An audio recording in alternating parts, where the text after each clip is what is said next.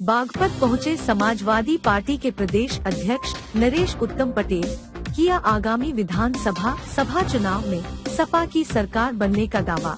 किसानों की एमएसपी पर सपा देगी गारंटी। समाजवादी पार्टी के कार्यकर्ता सम्मेलन में पहुंचे समाजवादी पार्टी के प्रदेश अध्यक्ष नरेश उत्तम पटेल ने कहा कि आगामी समय समाजवादी पार्टी का है। प्रदेश की जनता भाजपा के झूठ को पहचान चुकी है और प्रदेश की जनता भाजपा के बहकावे में नहीं आएगी। उन्होंने कहा कि जल्द ही सपा और रालोद के गठबंधन की घोषणा होने जा रही है, जो प्रदेश में एक नई क्रांति लाएगी और आगामी विधानसभा चुनाव पर इसका पूरा असर दिखाई देगा। उन्होंने कहा कि गठबंधन के बाद बागपत लोकसभा की विधानसभाओं पर प्रत्याशियों का चयन होगा, लेकिन पार्टी नेतृत्व जिसे भी टिकट देगी सभी एकजुट होकर उसे जिताएंगे।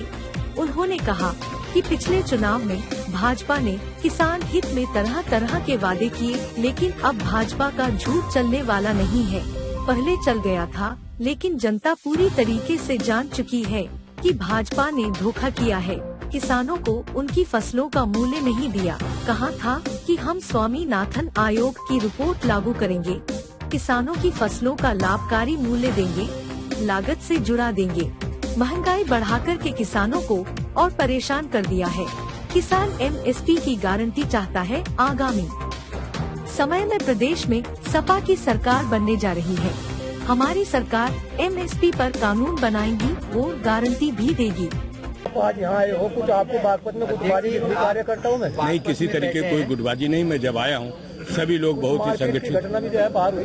नहीं, कोई घटना नहीं हुई है। अब जोश में लोग नारे लगा रहे हैं, नारे में हो सकता है हम लोगों को धक्का लग जाए। वो तो जोश है नेताओं का और नेताओं कार्यकर्ताओं में किसी तरीके कोई गुटबाजी नहीं है, किसी तरीके का मनमुटाव नहीं है।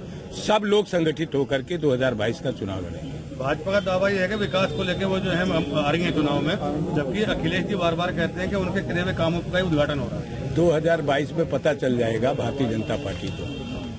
अब उनका झूठ चलने वाला नहीं है। 2014 में, 17 में, 19 में चल गया, लेकिन जनता पूरी तरीके से जान चुकी है कि भाजपा ने धोखा किया है। किसानों की फसलों का मूल्य नहीं दिया। कहा था कि हम स्वामीनाथन आयोग की रिपोर्ट लागू करेंगे, किसानों की फसलों का लाभकारी मूल्य देंगे, लागत से जोड़ा देंगे। महंगाई बढ़ा करके किसानों को और परेशान कर दिया। किसान एमएसपी की गारंटी चाहता है। जो न्यूनतम समर्थन मूल्य भारत सरकार घोषित करती है, उसी की तो मांग कर रहे हैं कि हमारे किसान 1 साल से धरने में बैठे हुए, आंदोलन में बैठे हुए, लेकिन भारतीय जनता पार्टी उस ओर नहीं ध्यान दे रही। क्या सपा सरकार में आने के बाद एमएसपी पर कानून बनाएगी? निश्चित रूप से हमारी सरकार होगी, हम कानून बनाएंगे, कानून गारंटी देंगे किसान को कि सभी किसानों का जो भारत सरकार समर्थन मूल्य तय करती है वो सभी किसानों को मिलना चाहिए। समाजवादी पार्टी महिलाओं को, महिला सुरक्षा को लेकर के मुद्दे उठाती आई है। समाजवादी पार्टी नर नारी की समानता पर विश्वास करती है। सरकार आती है तो महिलाओं की सुरक्षा के लिए क्या कदम उठाए जाएंगे? हमारी पार्टी ने, हमारे नेता ने महिलाओं की सुरक्षा के लिए 10-90 योजना चला करके ऐसा कदम किया था जो भारत देश में किसी राज्य में नहीं था। अगर महिलाओं के साथ किसी तरीके की छेड़छाड़ होती है, 10-90 योजना माननीय अखिलेश यादव जी ने चलाई।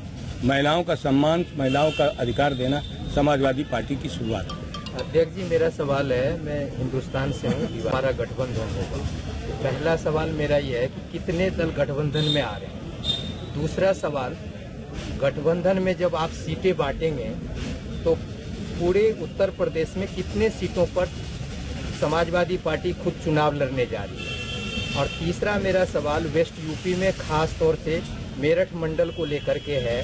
बागपत में 3 सीटें हैं, क्या उस 3 सीटों में से किसी एक सीट पे सपा के कैंडिडेट लड़ने जा रही है या नहीं, मैं ये जानना चाहता हूँ। गठबंधन का फार्मूला, गठबंधन में कौन कितनी सीट लड़ेगा, कौन सी सीट कौन दल लड़ेगा, ये हमारा नेतृत्व तय कर लेगा और आपके सामने हम लोग पेश करेंगे। आप भी तो प्रदेश अध्यक्ष हैं, तो मैं ये जानना चाहता हूँ, क्या प्रदेश अध्यक्ष को ये नहीं पता कि कितने सीटों पे कौन कौन लड़ेगा? हमें जो भी केवल राष्ट्रीय अध्यक्ष ही बताएंगे इस चीज को? केंद्रीय नेतृत्व हमारा तय करता है गठबंधन, और गठबंधन में किसको कितनी सीट मिली है केंद्रीय नेतृत्व तय करता है। तो अभी कोई तय नहीं है कि जैसे मान लिया यहाँ पर रालोद का गढ़ माना जा रहा है, तो क्या एक मैं प्रदेश अध्यक्ष से सवाल पूछ रहा हूँ कि रालोद को कितनी सीटें आ रही है, कितने दे रहे हैं आप? ये मैंने पहले ही कह दिया कि हमारा नेतृत्व तय करेगा, नेतृत्व अभी घोषित करेगा, आप सबको जानकारी भी दे देंगे। कब तक घोषणा होगी? इसकी कोई सीमा नहीं है। जब चुनाव घोषित होगा वो भी आपके सामने आ जाएगा। अभी की नजर रालोद सपा गठबंधन पे, तो कब तक इसकी घोषणा हो जाएगी? बहुत शीघ्र घोषणा होगी। समाजवादी पार्टी के राष्ट्रीय अध्यक्ष माननीय अखिलेश यादव जी ने अभी थोड़े दिन पहले घोषणा भी की थी कि समाजवादी पार्टी का और राष्ट्रीय लोकदल का गठबंधन हुआ है। तो ये 7 तारीख को जो दमोह रैली होनी है, उस मंच से घोषणा हो सकती है? 7 तारीख को किसानों नौजवानों की परेशानी को लेकर के बहुत बड़ी रैली हो रही है दबथुआ में, और घोषणा करना समाजवादी पार्टी का और राष्ट्रीय लोकदल के राष्ट्रीय नेतृत्व का काम है। और हम संभावनाओं पर बात नहीं करते हैं कि हमारे नेता दोनों तय कर लेंगे कब हमको क्या घोषणा करनी है। अच्छा, सीटों को लेकर कुछ खींचतान चल रही थी, क्या वो निपट गया? और बागपत की सीटें किसके खाते में जाएंगी? किसी तरीके की कोई समाजवादी पार्टी और राष्ट्रीय लोकदल के बीच में किसी तरह खींचतान नहीं है, और दोनों दल बल्कि और भी छोटे छोटे दल समाजवादी पार्टी के साथ हैं। सब लोग मिलकर के पूरे प्रदेश में चुनाव लड़ेंगे और प्रदेश में परिवर्तन होगा। हर आदमी को, किसानों को, नौजवानों को भारतीय जनता पार्टी ने दुख दिया है, परेशान किया है। 4.5 साल के अंदर समाज का हर वर्ग बहुत परेशान है, जिसकी वजह से उत्तर प्रदेश के आने वाले 2022 के चुनाव में परिवर्तन होना तय है। जिस तरीके से समाजवादी पार्टी के राष्ट्रीय अध्यक्ष माननीय अखिलेश यादव जी की विजय यात्रा पर लोग अपना आशीर्वाद दे रहे हैं, किसान अपना आशीर्वाद दे रहे हैं, नौजवान सहयोग दे रहे हैं, इस तरीके की उमड़ती भीड़ से साबित होता है कि 2022 में समाजवादी पार्टी और गठबंधन का सरकार बनेगा। अध्यक्ष जी, आप छोटे दलों की बात कर रहे हैं, शिवपाल जी साथ आएंगे? तो मना किसने किया है? उन्होंने तो खुला ऑफर दे रखा है। क्या नजरिया है, क्या बातचीत चल रही है उनसे? हमारे नेता माननीय अखिलेश यादव जी ने आप सबके माध्यम से बहुत बार स्पष्ट किया है कि उनका पूरा सम्मान है और हर छोटे दल को हम समाजवादी पार्टी में एडजस्ट करेंगे। नहीं, सम्मान की बात वो कहते हैं, लेकिन साथ तो नहीं लेते हो।